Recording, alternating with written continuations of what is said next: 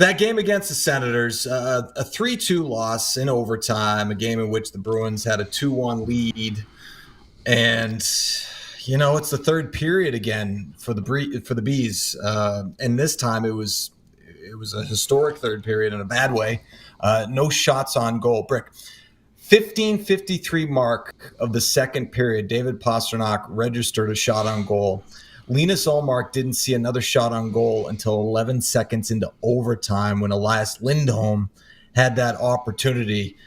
That was a sight to behold. It really was. I guess I'll just start by saying, what was your takeaway from the game overall, and then that third period when they couldn't break through?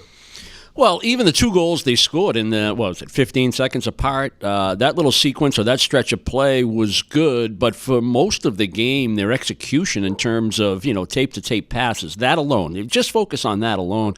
It wasn't where it needs to be in order to be a possession team, to make plays, to create opportunities for yourself. Their execution was not good relative to the way they played the game prior. The prior game against Calgary, the execution was really good.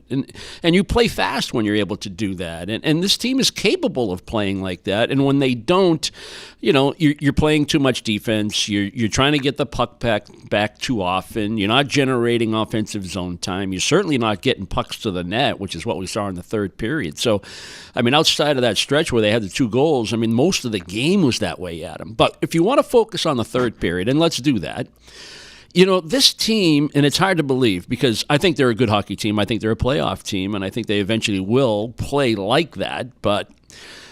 And we'll discuss why they're not playing like that. But the third period is a culmination of their lack of confidence, not just the X's and O's of being able to execute plays in all three zones and work yourself up the ice from the defensive zone through center into the offensive end. But their lack of confidence and the doubt that they have in their game right now, I think that's their biggest problem. And I think some of their top players are suffering from that.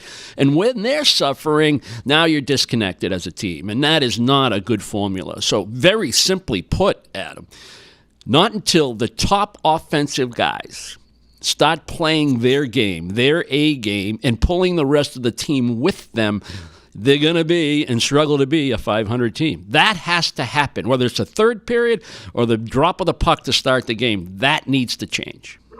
Yeah, and there are a lot of numbers. Obviously I could go through a laundry list of numbers when it comes to this team in terms of the offense, the 5-on-5 offense. They're 29th in high danger chances for 5-on-5, 26th in 5-on-5 goals. And a lot of that speaks to the fact that they're not playing a lot of 5-on-5 hockey early on this season because of the fact that they're in the penalty box, because of the fact that, the power play, while they've been on the power play more than anybody in the league, they haven't been able to capitalize on their power play opportunities as well. They're 31st in the league, 12.5%, Brick. And you talk about all the talent that they have on the ice.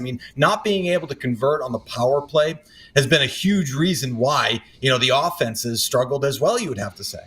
Yeah, of course. It affects the numbers and the goal output, but it also affects your mentality and your confidence when you play 5-on-5. Even if you don't score on your power play, but you generate chances, you generate momentum, you generate rhythm to your offense. It carries over to 5-on-5, and everybody knows on that bench when that power play is up and you don't score. But if you generated those things, that next lineup is going to continue and it's going to carry and it's going to snowball in a positive direction.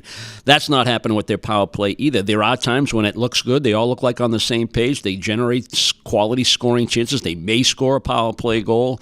What do they got? 2 in their last 30 chances or something like that. 2 for their last 26. Yeah, there you go. And again, that's where you have to say to the top guys, you need to deliver here. Whether it's McAvoy at the top of the umbrella or it's Pastrnak finding his shot and scoring power play goals. This goes back to the midpoint of last year, Adam. If you really want to dial it back, where the power play has really not been what it needs to be, and it really makes you scratch your head and say, all right, what are we going to do? Where does Marchand best support or impact the power play? It's usually in and around the net, down by the goal line, not on the elbow. He can play the elbow, but it's really not his best strength. Do they have a real bumper player now that Bergeron's been gone? They really haven't. I know Coyle's been there. I know Lindholm has been there at times. Zaka at times, but it's They don't use enough of that position in the offensive zone, and it allows penalty killers to be aggressive on the elbows and aggressive down by the net and be able to front the top of the umbrella. If you don't use the middle of the offensive zone, if you don't use that bumper, whether it's for possession or to create 2-on-1s and scoring opportunities from that part of the ice to the net. So it's a work in progress. I hate using that phrase because we've been saying it for too long, but it certainly cripples your offense when your power play is as fruitless as the Bruins power play has been this year. Such a contrast, Brick, watching Ottawa's power play, right? And we talked about it. They were fourth in the league coming into the game on Saturday. Now, they hadn't been able to convert as much on the road, but they were able to get a power play goal at the end of the period to give themselves a 1-0 lead at the end of one period of play. But it was such a contrast watching them move the puck. And, the one thing that I do want to ask you about, and I know it's a part of today's game, the delayed entry. There was one point in particular. I know the Bruins use this and other teams use this as well.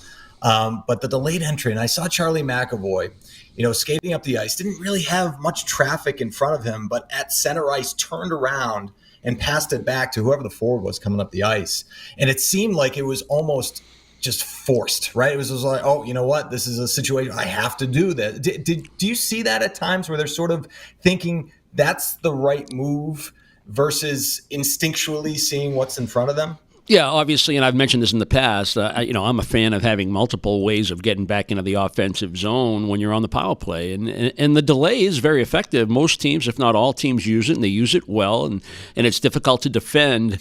But if that lead guy with the two trailers behind him has a chance to carry it himself across the blue line, you can play 3-on-2 coming across that blue line, even 3-on-3, because you have the help coming with speed. So once you gain that line, now you can just lay it in an area where you're going to get it back because you have guys coming with playing with pace. And I think they need to add some more of that. But again, it's the decision maker of the puck carrier. And I'll go to the doubt that's in Charlie McAvoy's game right now that shouldn't be there. He's too good. He's too talented. And he should be a guy that wants to take over in those situations. He has in the past. It's in his DNA, and he's struggling with it right now. So until that changes, until he has that confidence to know that this is the play for me to hang on to the puck, I don't need to use the delay here.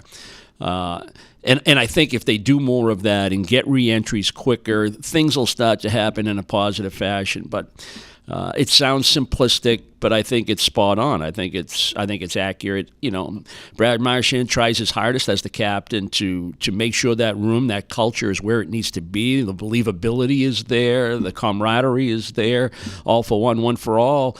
But when you need help to do this, in order to turn this team into the team you think it should be, he needs help from the other leaders, And Marshy's not, he's made some blunders on the ice. He hasn't had his A game every game to the point where, he is setting the pace and setting the example. He's been struggling to find his game. It's gotten better. He competes like nobody else. His will to win is fabulous, but he needs to be almost, not flawless, but, better high percentage plays and affect the offensive game for Boston.